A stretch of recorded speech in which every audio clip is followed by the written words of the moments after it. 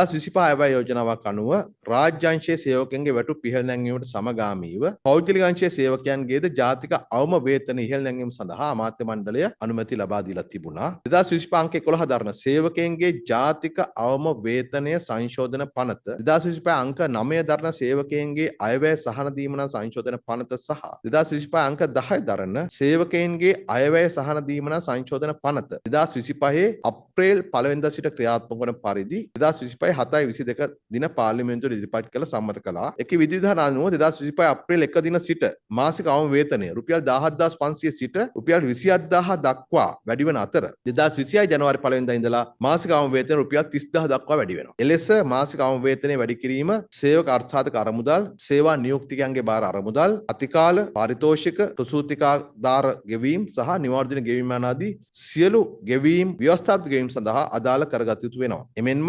අතරමැදියෙකු හෝ කොන්ත්‍රාත්කරයෙකු හරහා යම් කර්මාන්තයක හෝ සේවාවක සේවයේ නිරත කරනු ලබන සේවකයන් සම්බන්ධයෙන් ආසන්නතම සේවා යෝජකයා මෙන්ම අවසාන සේවා යෝජකයාද ඇතුළුව සෑම සේවා යෝජකයෙක්ම එකී නියමයන්ට යටත්ව පියවර ගන්න නීතියෙන් බැඳලා ඉන්නවා. මේ විධිවිධාන ක්‍රියාත්මක කිරීම පිණිස කම්කරු කොමසාරිස් ජෙනරාල් වෙත බලය පැවරී තියෙන අතර ඒ අනුව එම විධිවිධාන පිළිබඳව පුවත්පත් දැන්වීම මගින් අදාළ පාර්ශ්වයන් දැනුවත් කිරීමට දැනටමත් පියවරගෙන තියෙනවා. එම තොරතුරු කම්කරු මන්ත්‍රීතුමා විසින් අමාත්‍ය මණ්ඩලයේ අවධානය ඉදිරිපත් කරන ලදුව එම විධිවිධාන පරිදි නිසිපද්‍ය ක්‍රියාත්මක වන බව තහවුරු කිරීම පිණිස අවශ්‍ය පියවර ගැනීම සම්බන්ධයෙන් අමාත්‍ය මණ්ඩලයේ එකමුකතාවය ලබා දීමට තීරණය කළා.